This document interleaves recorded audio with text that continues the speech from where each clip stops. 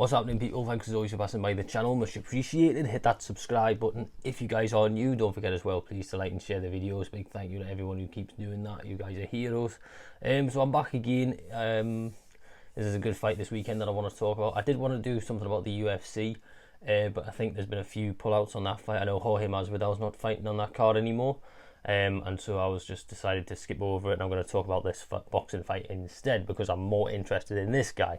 It's actually unfortunate, you know, because there's been some really good fights recently. We had so much boxing.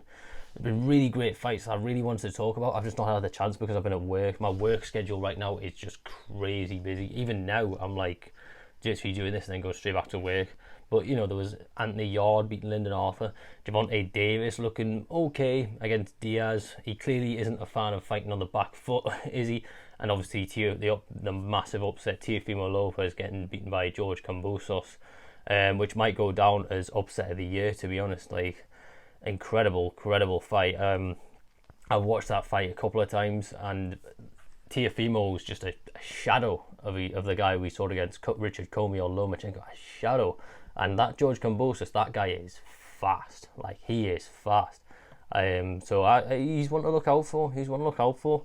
But this weekend we have the return of the great Vasily Lomachenko, one of my favourite fighters in the world today, maybe of all time, honestly. He's probably, you know, Tyson Fury, Canelo, Lomachenko, my three favourite fighters today. I would say Golovkin, but I haven't seen Golovkin fight in so long. I don't even know if he's still fighting at the moment. But I'd still say Loma, a pound-for-pound fighter, an all-time great, really, especially when you look at his amateur record. He's probably the greatest amateur fighter of all time. He takes on Richard Commey for the WBO Intercontinental Lightweight belt, whatever that means. But to be honest, I'm just glad to see Loma fighting again because it's been a while. Last time we saw him was in June against, what's his name, Nakatani, I think he was, which he looked good in. You know, despite that shoulder surgery he had, both hands seem to be working fine, which is good to see, because at the end of the day, he had some major surgery on that left shoulder. All the stuff that was going on, the scans that were released, it looked awful. It looked absolute mess in there.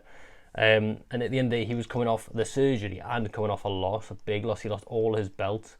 So props to him for that.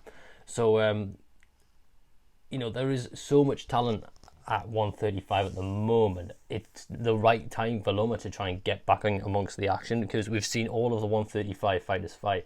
Teo, Kambosos, Devin Haney, Ryan, Javante Davis. They're all calling out each other, but no one's calling out Loma. So I think now's the time for him to get back in there and kind of reassert himself as one of the best at 135. We've kind of seen Teofimo Lopez is this kind of pretender to the throne, you know, after his defeat the other week to Kambosos. You know, now it's the return of the king. And Richard Commey is the guy he's fighting. Richard Commey, who last fought in February.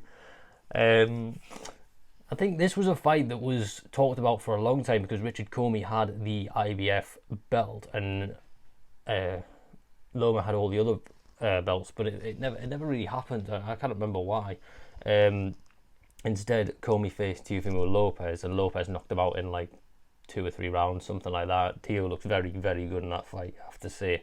And Commey is a big fighter for the division.